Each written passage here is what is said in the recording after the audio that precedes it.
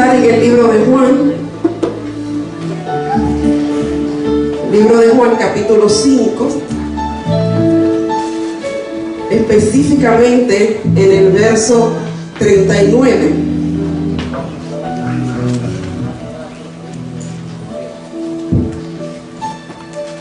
Y la palabra la voy a leer otra vez, pero usted no tiene que ponerse en pie porque ya la leyeron.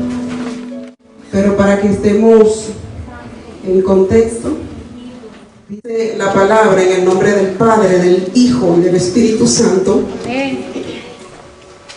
escudriñad las Escrituras, porque a vosotros os parece que en ellas tenéis la vida eterna, y ellas son las que dan testimonio de mí. Amén.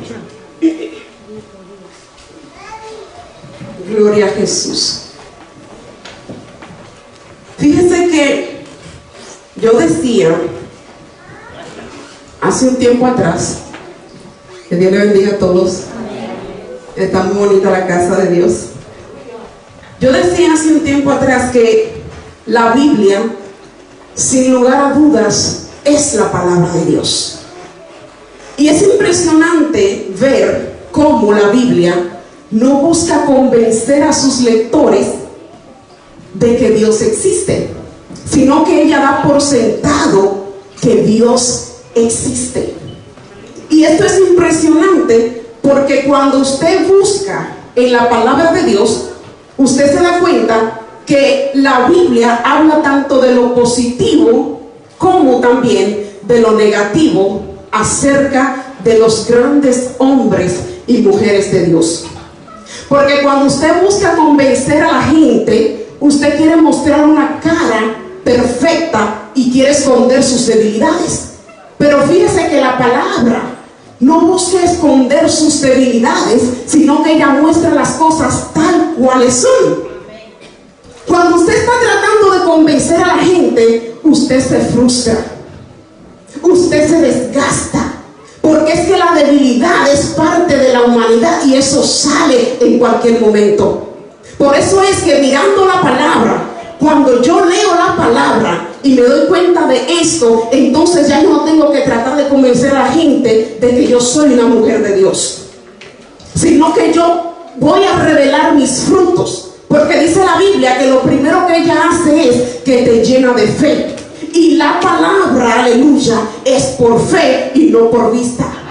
Es decir, que la gente no tiene que ver en mí a una mujer perfecta para creer que yo soy una mujer de Dios. Cuando usted es de Dios, aleluya, usted no anda buscando que la gente lo apruebe, sino que Dios lo apruebe. Es el fruto lo que revela que tú eres de Dios. Por eso es que usted ve que hay cristianos que se ponen un tipo de traje para hacer creer que ellos son santos, que ellos son perfectos, que ellos no cometen errores. Hay cristianos que ni siquiera se ríen, que no van a la playa, que no comparten con los pecadores porque ellos son perfectos. Mentira del diablo. Todos somos débiles en una área, todos somos pecadores, todos tenemos algo en lo que le fallamos a Dios. Pero dice la palabra que la misma Biblia no convence a nadie, sino que esto es por fe. El que quiere creer, cree, y cree para vida eterna. Pero dice la palabra que el que no cree ya está condenado. Pero no solamente la Biblia nos llena de fe, sino que también nos limpia. Cuando nosotros estamos llenos de la palabra de Dios, la palabra nos limpia. Dice que otro de los beneficios de estar lleno de la palabra de Dios es que ésta hermosea el rostro.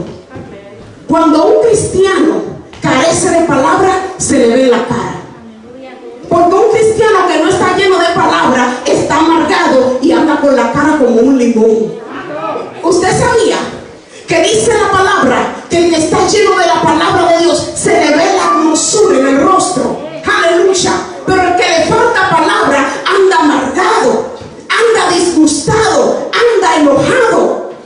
Dice también que cuando estamos llenos de la palabra, esta nos redarguye, esta nos corrige, esta nos instruye para que que caminemos en el camino correcto. Cuando estamos llenos de la palabra, dice que aún el sencillo, la palabra lo hace sabio, lo hace prudente. Y qué importante que yo sea prudente. ¿Cuánta gente imprudente vemos? ¿Cuántos cristianos imprudentes? Yo he visto mujeres, que dicho sea de paso, hoy el culto es dirigido por las damas, así que algunas veces le voy a hablar a las damas, pero yo he visto mujeres que son supuestamente cristianas, pero son muy imprudentes. Yo veía a una persona que se le murió su esposo y todo el mundo dándole el pésame, todo el mundo dándole palabras de aliento, pero llegó una imprudente. ¿Y de qué murió? Pero es el momento de preguntar de qué murió. ¿Qué importa de qué murió? Lo importante es el dolor que tiene la persona. ¿Cuánta gente imprudente? ¿Cuánta gente que le falta estar lleno de la palabra para que no hable tanto, para que no sea metiche? La mujer que no está llena de la palabra es una mujer metiche o chinchera que anda metiéndose en lo que no le importa. Dígame, aleluya. Alabe al Señor porque es palabra de Dios. Hace falta prudencia dentro de la casa de Dios. Hace falta gente, aleluya, que sea sabia al hablar, que cuide lo que habla, que cuide cómo habla, aleluya. La palabra nos hace prudentes. ¿Cuántos quieren tener prudencia? ¿Cuántos quieren saber cuándo hablar, cómo hablar, con quién hablar, en qué momento hablar? Palabra de Dios. La palabra de Dios nos hace sabios, nos hace prudentes. Y fíjese que dice aquí que cuando nosotros estamos llenos de la palabra de Dios y conocemos la palabra de Dios, la misma palabra nos revela al autor de la palabra. Y cuando usted conoce íntimamente a Dios, que es el autor de la palabra, número uno, usted le cree. Número dos, usted le teme. Número 3, le adora. Y número 4, le respeta. Cuando usted solamente tiene palabra, pero no conoce a Dios, al Dios de la palabra, usted no le cree a Dios. Usted no le teme, usted no le adora y usted no le respeta. Por eso es que vemos mucha gente que sabe Biblia, pero no le cree a Dios. Sabe Biblia, pero no le teme. Sabe Biblia, pero no respeta a Dios. ¿Por qué? Porque no conoce a Dios. Conoce Biblia, pero no conoce al autor de la palabra. No sé si me están entendiendo. Y dice aquí el tema, la importancia de escudriñar las escrituras. Y escudriñar es examinar, rebuscar. Y yo sé que usted sabe que las mujeres somos expertas rebuscando. ¿Usted no ha visto a un hombre buscando algo que se perdió? Mujer, ¿dónde está mi chancleta? Chancleta, decimos los dominicanos a la sandalia, a la chancla que se ponen los hombres y nosotras también. Y tú le dices, están en el armario. Y ellos se paran en el armario. Yo no la veo. Solamente se paran, ellos no rebuscan. Pero cuando va la mujer, le dice, pero mírala ahí. ¿Por qué? Porque rebuscó, quitó lo que estaba encima y sacó la chancleta. Las mujeres somos expertas rebuscando en el teléfono al marido. Pero en esta noche el mensaje que Dios te trae es para que aprendas no a rebuscar en el teléfono a tu esposo, sino a rebuscar en la palabra de Dios, para que te llenes de la palabra de Dios. Aleluya. Y aquí desarrollando este tema, este mensaje, vemos en el capítulo 5 del libro de Juan que dice la palabra que Jesús llega a Jerusalén, y Jerusalén era la capital de Israel. Y dice que este lugar se conocía como la ciudad santa. Era el centro de la religión, donde la gente se unía para adorar a Dios, para buscar el rostro de Dios. De hecho, en Jerusalén estaba el templo de Salomón. Y es impresionante esto, porque cuando Jesús llega al centro religioso, a Jerusalén, dice la palabra que Jesús entra primeramente en un lugar llamado el estanque de Betesda. donde yacían, dice la palabra, los enfermos, los que necesitaban un milagro. Y a mí me impresiona esto porque Jesús no andaba buscando, aleluya, popularidad. Jesús no andaba buscando exhibir lo que él era. Jesús andaba buscando cumplir con la misión del Padre, y por eso entra al estanque de Betesda. De hecho, si usted lee en el capítulo 7 de Juan, en los versos 3 al 8, usted va a encontrar una conversación importante entre Jesús y sus hermanos de sangre. Porque dice la palabra que los hermanos de Jesús, que no creían en él, le dicen a Jesús: pero si yo fuera tú, yo me moviera a un lugar donde la gente pueda ver lo que yo tengo, donde la gente pueda ver los milagros. Si yo fuera tú, yo exhibiera lo que yo soy, las maravillas que hago en un lugar público, parafraseando. Y Jesús dice: oh claro, porque para ustedes cualquier tiempo es bueno. ¿Por qué? Porque a ustedes el mundo los ama, pero a mí me aborrece, porque yo declaro la maldad de ellos. Para mí este no es mi tiempo, dice Jesús. En otras palabras, Jesús está diciendo: si yo me voy a hacer todo lo que yo hago en público, entonces el tiempo de que los judíos me maten va a llegar antes de lo que Dios ha estipulado. Pero como yo no ando exhibiéndome, usted sabe que hay gente, aleluya, cristianos, que se mueren antes de tiempo, espiritualmente hablando, cuando tienen un ministerio, porque se enfocan en exhibir lo que tienen y no en cumplir con la misión del Padre. Dios nos llama, Dios nos llena de su gracia, pero no es para que lo exhibamos, sino para que lo glorifiquemos. Pero cuando Dios ve que lo que yo ando buscando es que la gente me aplauda, y que cuando preparo un mensaje lo hago para que la gente se sienta contenta, entonces yo comienzo a menguar. Y eso soy yo buscando mi propia muerte espiritual, por no querer cumplir con la misión de Jesús. Digo: este no es mi tiempo, aleluya. Y dice la palabra que lo primero que Jesús hace es que entra al estanque de Betesda y fija sus ojos en un paralítico que yacía allí por 38 años. Óigame, casi 3 décadas ese hombre tenía postrado en el piso. Ahora, ¿por qué dentro de tanta gente Jesús centra su mirada en aquel paralítico? Porque Jesús vino a salvar lo que se había perdido. Y si usted lee en el capítulo 5, se da cuenta que este paralítico estaba así por causa del pecado.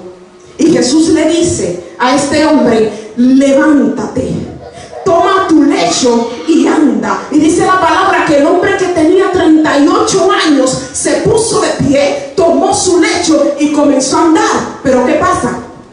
Que el milagro que Jesús hizo, lo hizo en un día sábado, un día de reposo. Y cuando los judíos se enteran de que este hombre anda cargando su lecho el día de reposo, oiga lo que pasa. En lugar de ellos asombrarse, maravillarse de que el hombre que tenía tantos años postrado ahora camina, lo que le dicen: hey, ¿y tú?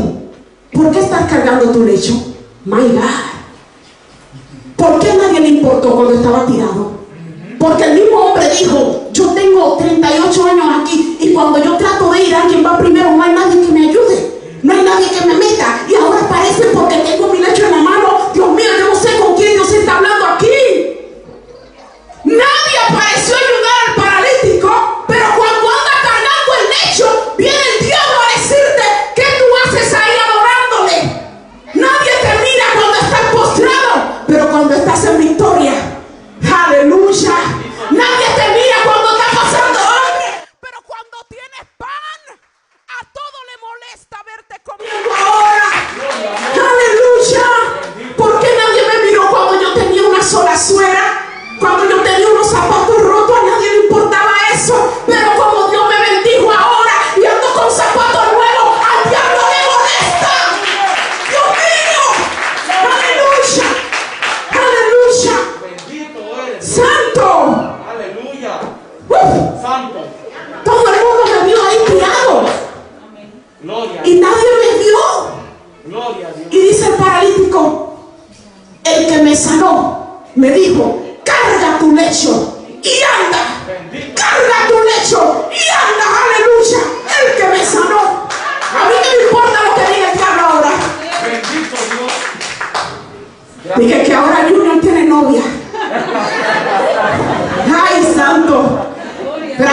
importaba cuando él estaba orando ahí. ¿Quién decía yo me metí en ayuno por ti? Ahora lo pueden criticar, ahora pueden señalarlo, ahora pueden decir, mira cómo ha cambiado porque tiene novia. Mentira del diablo. Las bendiciones de Jehová son las que enriquecen y no hay nada en tristeza con ello. Aleluya. Santo. Así que si te están vituperando, si te están persiguiendo, si te están menospreciando, si te están criticando, es porque Dios está haciendo cosas grandes y al diablo le afecta verte en victoria. Aleluya. Santo. Y dice la palabra que cuando ellos ven al hombre, lo cuestionan. Y el hombre dice, yo no sé quién fue que me sanó. Lo que yo sé es que el que me sanó me dijo que tome mi lecho y que ande. Y dice la palabra que luego se encuentra este hombre con Jesús en el templo. Y Jesús le dice, ¿sabes qué? Ya Dios hizo el milagro en ti. Ahora vete y no vuelvas a pecar para que no te suceda algo peor. Porque sabes que lo que el diablo hace es que te provoca. Y Jesús que conoce y sabe que el diablo no se va a quedar tranquilo al ver a este hombre en victoria. Este hombre que tenía tantos años tirado allí donde el diablo no quería, ahora el enemigo no se va a quedar tranquilo. Él va a seguir provocando para que tú vuelvas al lugar de donde Dios te sacó. Pero el Señor le dijo, no peques más, no le hagas caso al diablo, aleluya, porque ya el Señor te levantó y si le haces caso vas a quedar peor que como tú estabas. Y dice la palabra que entonces el hombre que era paralítico se encuentra otra vez con los religiosos y le dijo, miren, ya yo sé quién fue que me sanó. El que me sanó fue Jesús. Y dice la palabra que desde ese momento los judíos lo buscaban para matarlo. Y digo yo, wow, matar al que sanó a ese hombre, al que estaba paralítico. Pero claro, porque el diablo quiere matar a lo que hace la obra. ¿Y por qué que tú te quejas de que el enemigo se levantó contra mí, que mira, que me persigue? Claro que te persigue, claro que te quiere matar, porque tú estás haciendo algo, la obra de Dios. Aleluya. Y es aquí donde entra lo que estamos nosotros viendo, el verso 39, donde dice la palabra que Jesús comienza a hablar con los judíos que lo buscaban para matarlo. Y yo dije, hey, pero esto está impresionante, porque ¿qué hacemos nosotros? Diga la verdad, cuando alguien no hace la guerra, cuando alguien cuestiona lo que tú haces y que tú sabes que tú lo estás haciendo para Dios, pero esa persona te hace la guerra y te cuestiona, ¿qué tú haces? Indiferencia. Y yo tengo que dar explicaciones a ella, y yo tengo que decirle por qué yo hago esto. Si no me creen, que no me crean. Pero dice la palabra que Jesús se para a darle explicaciones a ellos y le habla con un amor impresionante. Y digo yo quiero aprender de Jesús. Qué líder más maravilloso, qué líder más grande, que aún en medio de la persecución nos enseña a nosotros cómo tener la actitud correcta. Y eso lo hace una persona que está llena de la palabra de Dios. Dice la palabra que comienza él entonces a hablarle, y lo primero que hace es que les dice los judíos, ¿con qué autoridad tú haces esto? ¿Quién te dio a ti autoridad? Y Jesús les dice, mi Padre que está en el cielo me ha dado autoridad.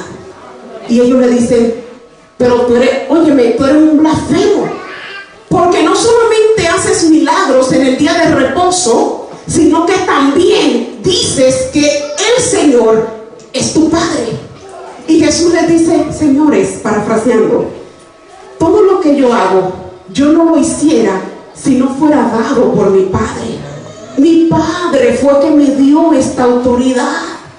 Y luego les dice a ellos, yo tengo testimonio de que fue mi Padre que me dio esta autoridad. Y específicamente, a partir del verso 30, se registran los testimonios acerca del Hijo. Y yo solo estoy diciendo a manera de llevarlo al contexto para que puedan entender el versículo, que acabamos de leer. Y dice el número 1 que Juan el Bautista dio testimonio de Jesús. Número 2, las obras que hacía Jesús daban testimonio de que Él era el Hijo de Dios. Número 3, el mismo Padre dio testimonio del Hijo. Número 4, las Escrituras dan testimonio de Jesús. Y número 5, Moisés, que era la persona en quien los judíos creían únicamente, también da testimonio de que Jesús es el Hijo de Dios. Y si usted se fija en esto, mirando a Juan el Bautista, que representa al ser humano, cuando usted va y lo mira de una manera espiritual, cuando una persona viene de parte de Dios, tiene que tener testimonio del hombre. No es verdad que nadie va a creer en ti y que tú vienes de Dios. Te van a presentar gente que no cree en ti. Pero si son de Dios, porque dice la palabra, el que es de Dios te recibe, pero el que es del mundo no te recibe. Entonces no es posible que nadie te reciba. Tienen que haber gente que te reciba. ¿Quiénes? Los que sí son de Dios. ¿Me están entendiendo? Las obras de Jesús. Cuando usted es de Dios, usted tiene que tener fruto. No es posible que tú digas que tú eres de Dios, pero no tienes fruto. Número 3, cuando tú eres de Dios, la presencia de Dios se tiene que ver en ti. Número 4, cuando tú eres de Dios, la palabra, las escrituras de Dios tienen que hablar en ti, en tu manera de vivir, en tu testimonio. Y número 5, cuando tú eres de Dios, tiene que haber una armonía entre el Antiguo y el Nuevo Testamento. Porque eso es mentira, de que lo que esté en el Antiguo Testamento pasó. Dice la palabra que toda la escritura es inspirada por Dios. Y dice, y toda la escritura es útil para corregir. O sea que desde el Antiguo Testamento hasta el Nuevo Testamento, yo tengo que estar cubierta para dar testimonio de la verdad. Amén. Y dice entonces que este pasaje de Juan, y yo quiero que usted escuche esto, porque cuando yo lo estudiaba, yo dije, wow, impresionante. Dice que el pasaje de Juan, específicamente en el verso 39, y yo quiero leerlo otra vez para que usted vea lo que dice: escudriñad las escrituras, porque a vosotros os parece que en ellas tenéis la vida eterna, y ellas son las que dan testimonio de mí. Dice entonces que este pasaje dice que es posible escudriñar las escrituras sin venir al Señor. Y aquí yo dije, ojo con esto, porque puede ser que yo sea de la que está leyendo palabra, pero no he venido al Señor aún. Porque no es solamente leerla. Oh, Dios mío, aleluya. No es solamente leerla, sino que hay pasos que dar para poder venir al Señor. Dice Juan 5:39, la versión NBI: ustedes estudian con diligencia las escrituras, porque piensan que en ellas hallan la vida eterna, y son ellas que dan testimonio en mi favor. En otras palabras, este versículo ha sido mal interpretado, porque Jesús no está diciendo escudriñen las escrituras. Jesús está haciendo un comentario acerca de los líderes religiosos que lo querían matar. Jesús le está hablando a ellos y les está diciendo: ustedes escudriñan las escrituras, y no se dan cuenta que son la misma escritura las que dan testimonio de mí, en el que ustedes no creen y a quien ustedes quieren matar. Dios mío, óigame, leen la Biblia y la Biblia habla de aquel a quien ellos quieren matar. Y usted diría, ¿esto qué tiene que ver conmigo? Usted va a ver ahora. ¿Con qué mentalidad leían la Biblia? Número 1, para condenar.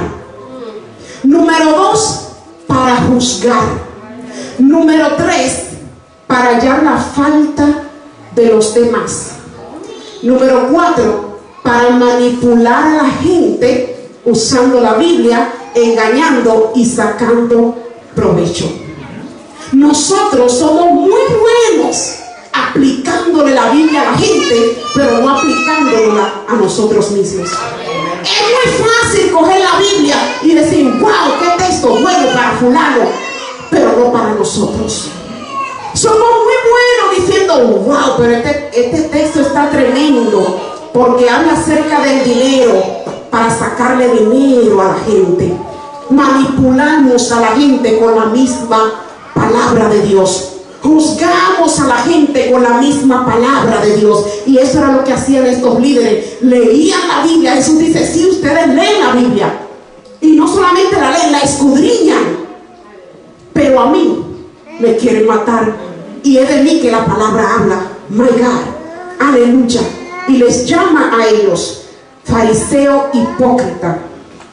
Y dice que un hipócrita es aquel que finge tener una cualidad que no tiene. Alguien que sabe actuar. Buenos actores hay en la iglesia. Gente que sabe fingir ser algo que no es. Gente que sabe pararse aquí y jalarse el saco. Porque yo.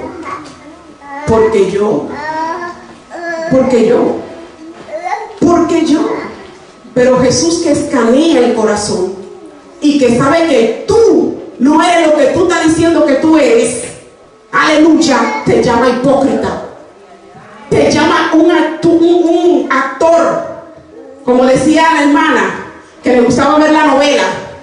En la novela que hay muchos actores, mucha gente que finge cosas. Que yo digo, ¿cómo es posible que alguien pueda fingir que ama a alguien y bese a alguien y hace como 30 novelas y en 30 novelas besa a diferentes hombres? Dios mío, eso es prostituirse, pero de una manera camuflajeada.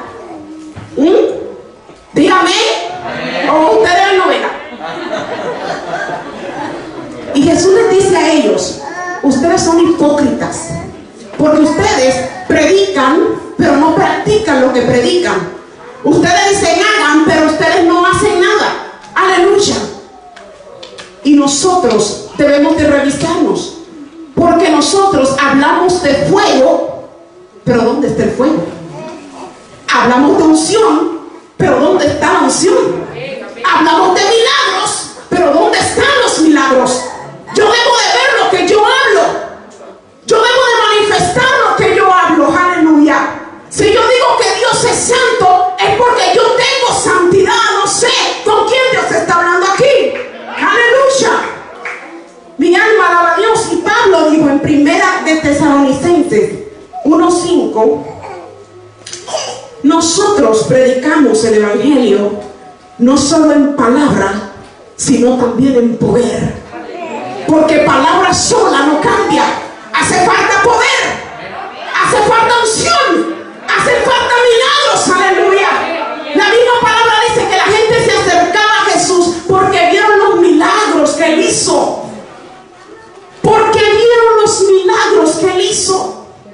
Necesitamos milagros, y no se lo estoy diciendo a usted. También me lo estoy diciendo a mí. Necesitamos milagros.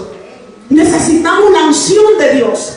Necesitamos que cuando nosotros abramos la boca para hablar de la palabra, los cojos se levanten y caminen. ¡Oh, aleluya!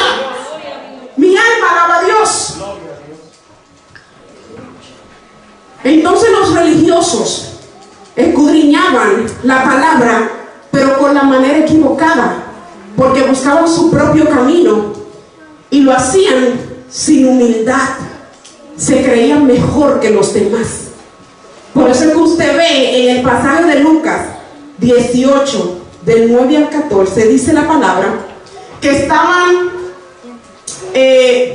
un fariseo y un publicano en el templo. Dice que fueron al templo a orar. El publicano se arrodilla, dice que se quedó atrás, que ni siquiera quiso pasar al centro. Pero el fariseo fue y se paró en el mismo centro a darse el saco y a levantar sus manos de pie. Se quedó y decía: yo doy gracias a Dios porque yo no soy como este. yo doy mi diezmo, yo ayuno 2 veces a la semana, yo esto, yo lo otro. Y dice la Biblia que este hombre hablaba consigo mismo. Usted sabe lo que es que usted vaya a orar, que usted vaya a orar y que no lo esté escuchando Dios, sino que usted está hablando con usted mismo. Este hombre menospreció al que Dios escuchó.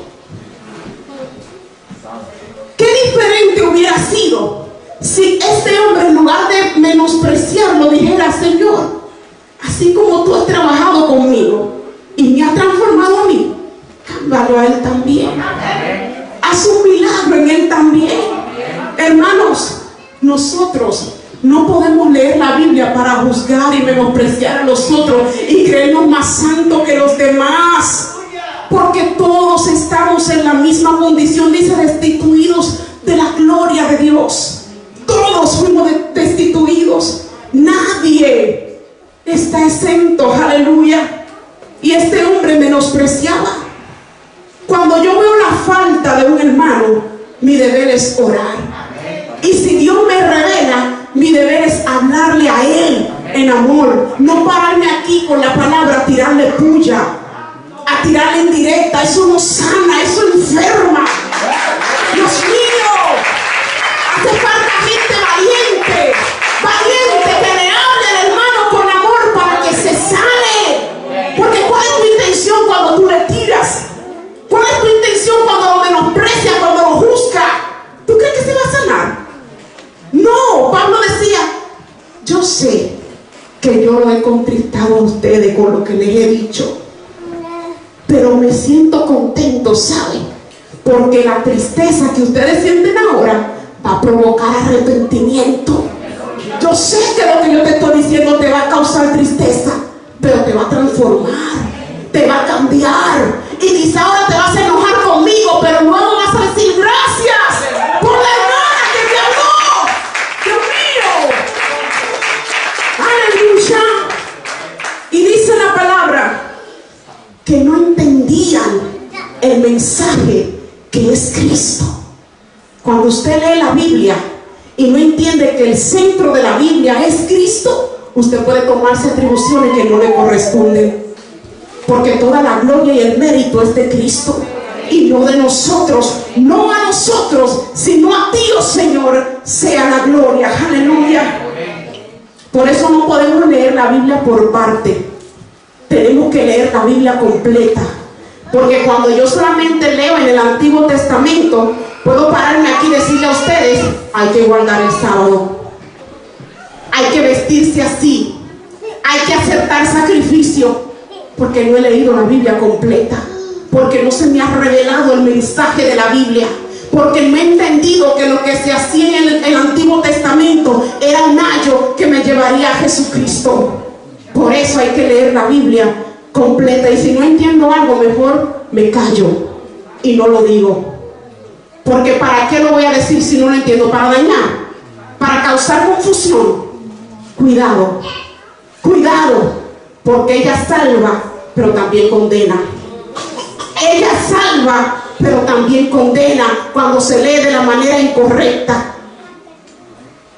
Y dice que cargaban a la gente con reglas humanas y no amaban al prójimo. Y usted lo pudo ver con el paralítico del estanque de Betesda, porque el hombre que estaba 38 años postrado, en lugar de causarle gozo al ver que se levantó, lo que hicieron fue perseguirlo al ver que Dios hizo el milagro. No amaban al prójimo.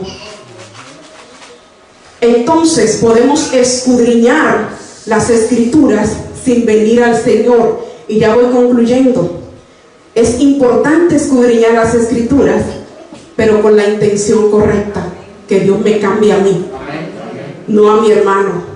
A mi hermano lo cambia Cristo, de él se encarga Cristo. Déjame orar por él, pero no voy a perseguirlo porque está fallando. Que me transforme a mí. Oh, mira, dice la Biblia: y no cometerás adulterio. Ese es para Juan. Para mí, sí, Señor, me lo grabo en mi corazón: no cometeré adulterio. Y si me entero que Juan está cometiendo adulterio, déjame orar por Juan para que Dios lo saque de ahí. Den un aplauso al Señor. Aleluya.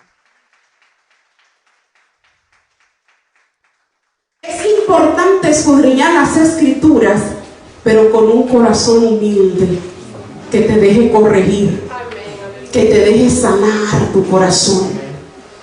Es importante escudriñar las escrituras para entender cuál es la voluntad de Dios, que lo amemos a Él y a nuestro prójimo como a nosotros mismos. Y ya para terminar, oigan lo que dice Juan 16, del 1 al 3.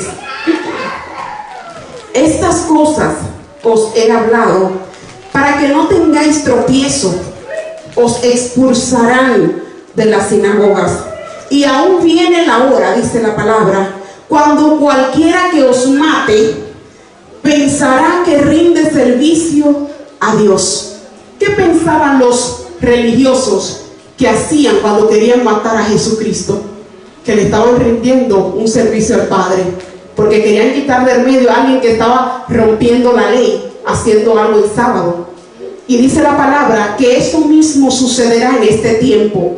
Cualquiera que te vea a ti haciendo algo que ellos entienden que no es de Dios, te va a matar. Y a veces la muerte no es física, sino espiritual.